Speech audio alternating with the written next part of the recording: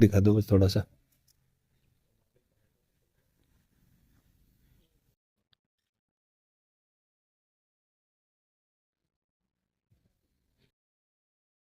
तो ये देखिए उल्टी, इस तरह से उल्टी कर रहा है ये।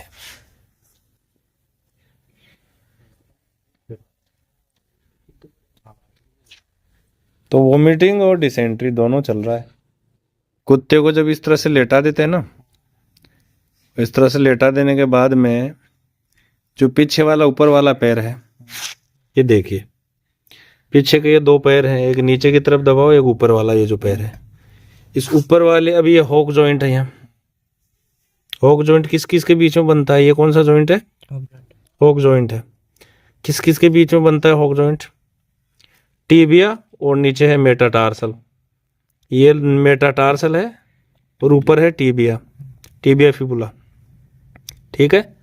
तो ये जो पीछे वाला जो पोस्टीरियर साइड में जो टेंडन होता है, गाय भैंस में जहाँ पर नियाना लगाते हैं, कंट्रोल करने के लिए बांधते हैं 8 की आकृति में रस्सी को, तो वो ये टेंडन, ये टेंडो एचिलिस कहलाता है, ये एचिलिस टेंडन। ठीक है ना। ये इसके ठीक ऊपर, यहाँ देखिए हॉक जॉइंट के ठीक ऊपर। तो इस हॉक जॉइंट से ठीक इधर डायगोनली, डायगोनली मतलब तिरछा ऐसे देखते हैं ना, तो यहाँ से लगभग 2-3 अंगुल यहाँ पर, ये देखिए इधर से चलती हुई इधर की ओर जाएगी, है ना, यानी इधर इसके एंटीरियर साइड से पोस्टीरियर साइड की ओर जाएगी ऐसे। ठीक है। इस हॉक जॉइंट से डायगोनली तिरछा इधर, यहाँ ये वेन है, ये कैंची से अपने बालों को काटा तो वेन उभरी हुई दिख रही है, देखिए दिख रही है ना वेन।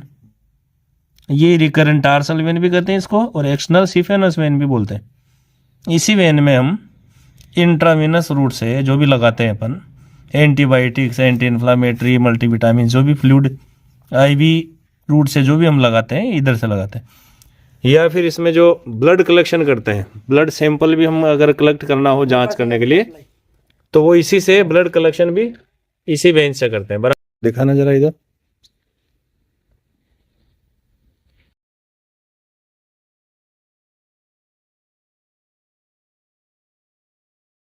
वो भी दिखा दूँ भी।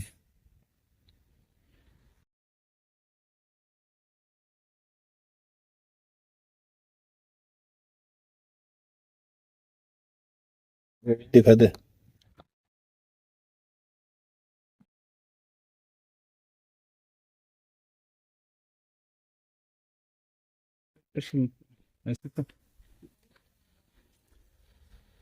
तो दोस्तों इस तरह से ये देखिए हम कुत्ते में इलाज कर रहे हैं। तो ये देखिए हरियाणा के जतीन भाई पूरा कंट्रोल करके बैठे हैं, ये देखिए हरियाणा के जवान।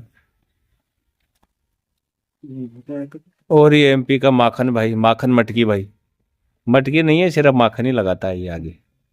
तो माखन भैया, हम कह रहे हैं कि भैया मटकी और लगा लो, अच्छा लगे, माखन मटकी भैया, बहुत अच्छा लग रहा है ना, तो लगेगा ये दोस्तों। और ये महाराज अपने श्री श्री श्री श्री 1015 है ना, ये 1015 वाले महाराज हैं भाई। ये देखिए ये पश्चिम बंगाल से हैं अजीत भाई, और स्माइलिंग फेस है इनका भाई साहब, मजा आ जाता देख के, एकदम स्माइलिंग फेस है इनका। और ऐसा ही रहना चाहिए दोस्तों, हंसते रहना चाहिए आदमी को, फूल की तरह, खुशबू की तरह महकते रहना चाहिए जीवन में। अब इतनी दूर से लोग आते हैं तो ये प्यार है, श्रद्धा है दोस्तों हमारे प्रति, इसलिए बारंबार हम धन्यवाद देते हैं। बच्चों का, इस देश की हम सेवा, देश के जो जवान हैं, इस देश के प्रैक्टिशनर्स हैं, उनकी हम सेवा कर रहे हैं। तो भगवान ने ये मौका हमें दिया है, हम कुछ नहीं है करने वाले, करने वाला ऊपर वाला है। तो इस तरह से ये कर रहे हैं दोस्तों। कुत्ते में डिसेंट्री का इलाज। डिसेंट्री का मतलब होता है जब दस्त में खून आने लग जाए। तब आप कहोगे दस्त का मतलब क्या है, तो दस्त को हम डिफाइन कैसे करेंगे? How to define a diarrhoea. तो उसका मतलब होता है लूज मोशन, जैसे मैं कहता हूँ लूज मोशन, यानी कि फीसी जैसा नॉर्मली करता है उससे थोड़ा पतला हो जाए और उसकी मात्रा बढ़ जाए, ज़्यादा बार बार करने लग जाए। अगर कोई लेटरिन बार बार करे और पतला करे तो इसी को हम बोलते हैं दस्त। और जब उसमें खून आने लगे तो दोस्तों वो कहलाता है डिसेंट्री। और ये इन कुत्तों में दोस्तों पारो वायरस है, रोटा वायरल डायरिया है, पायरो वायरल डायरिया है, या फिर एशेरिचिया कोलाई है, साल्मोनेला टाइफी है, पास्चुला मल्टोसिडा है। There are so many bacterias, protozoas and viruses. तो ये मिक्स्ड इन्फेक्शन होता है जनरली ऐसा। तो हम ऐसा डायग्नोस नहीं कर सकते कंप्लीट ही कि भैया उसी वजह से हो रहा है, कि जब तक हम लेबोरेटरी रिपोर्ट नहीं प्राप्त करें। तो फील्ड कंडीशंस में हम इस तरह से मिक्स्ड जो एंटेराइटिस है और पैरासाइट्स की वजह से भी हो सकता है, तो वो भी हम पैरासाइट्स के लिए भी दोस्तों इजी पेट वाली जो टेबलेट आती है फेनबेंडाजोल और प्राजिकेंटेल, वो वाली हम इसको टेबलेट खिलाएंगे डीवर्मिंग के लिए। और इस तरह से ये सिप्रोफ्लोक्सासिन आईवी और मेट्रानिडाजोल आईवी रूट से जो हम देते हैं इस तरह के डायरिया डिसेंट्री के लिए, बहुत ही शानदार रिजल्ट है। और रानिटिडीन और मेटाक्लोप्रेमाइड यानी रेंटेक रेगलान। तो रेंटेक जो गैस्ट्राइटिस है उसको कम करता है क्योंकि H2 ब्लॉकर है। H2 ब्लॉकर का मतलब हिस्टामिन्स बहुत प्रकार का होता है, H1 H2 H3 H4 ऐसे करते करते। तो H2 ब्लॉकर्स हैं जो हिस्टामिन का जो H2 रिसेप्टार्स उसको ब्लॉक करते हैं और हिस्टामिन के रिलीज को, या दूसरे प्रकार के जो H2 प्रकार का हिस्टामिन है उसके रिलीज को कम करते हैं। तो ट्रू स्टोमक में हम गाय भैंस भेड़ बकरी बात करें तो ट्रू स्टोमक यानी एबोमेजम में भी एसिड रिलीज को ये कम करता है। और जो मोनोगैस्ट्रिक एनिमल्स हैं जैसे पिग है, जैसे घोड़ा है, जैसे कुत्ता है, तो इन मोनोगैस्ट्रिक एनिमल्स की गैस्ट्रिक म्यूकोसा से एसिड के रिलीज को, स्टोमक में एसिड रिलीज को कम करता है रानिटिडीन। और मेटाक्लोप्रोमाइड एंटी डोपामाइन यानी एंटी डोपामिनर्जिक है, डोपामाइन के लेवल को नहीं बढ़ने देता और ये उल्टी को रोकता है। और गैस्ट्रिक एम्प्टिंग पावर होता है, ये मैंने बताया कि पेट को खाली करने की प्रवृत्ति होती है, पीछे की तरफ पेरिस्टेल्सिस को बढ़ाता है, आगे की तरफ जो रिफ्लेक्स होता है उल्टी का उसको तो रोकता है, लेकिन पीछे की तरफ से जो चल रहा है पेट को खाली करने की जो प्रवृत्ति होती है उसको बढ़ाता है। तो ये भी है, तो इसको उल्टी भी हो रही है, डिसेंट्री के साथ में उल्टी भी है। ये कह रहे हैं कि इसके ओनर कि इसको बीच बीच में उल्टी भी हो रही है, बहुत बदबूदार। तो दोस्तों उल्टी के लिए हमेशा क्योंकि क्लोराइड आयनों का लॉस होता है, उल्टी में हमेशा क्लोराइड आइंस का लॉस होता है, तो सोडियम क्लोराइड अपने को लगाना रहता है यानी DNS। डेक्सट्रोज तो एनर्जी के लिए और NS का मतलब नॉर्मल सलाइन।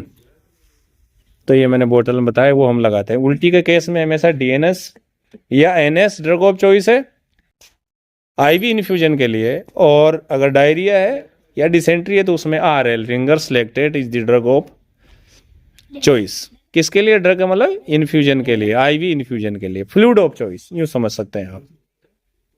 तो इस तरह से करते हैं। तो रेंटेक रेगलान लगाया, सिप्रोफ्लोक्सासिन मेट्रानिडाजोल IV रूट से लगाया।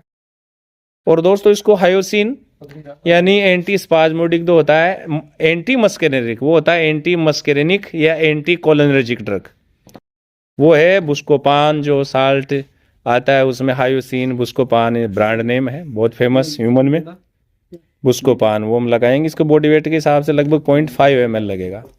वो इंट्रावीनस रूट से भी लग सकता है और इंट्रामस्कुलर रूट से भी लग सकता है। तो आंतों में जो स्पाजम्स हो रहे हैं या गैस्ट्रिक जो स्टोमक में स्मूथ मसल्स हैं उनमें भी जो उल्टी के लिए जो स्पाजम्स हो रहे हैं वो भी कम हो जाएंगे दोस्तों। तो ऐसे केसेस में अपन एंटी स्पाज्मोडिक बुस्कोपान का भी प्रयोग करेंगे। ठीक है दोस्तों।